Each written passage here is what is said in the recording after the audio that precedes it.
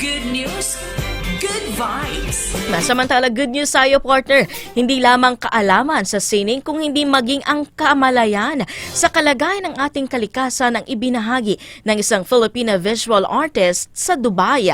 Ang visual artist na si Anne Grebel Villanueva ang tanging Pinay na napiling manguna ng isang workshop sa World Art Dubai Studio 2025. Sa kanyang workshop na pinamagatang Fusion of Realism and Abstraction, ipinagamit niya ang Filipino-sourced na abaka na gawa ng mga artisan mula sa Catanduanes.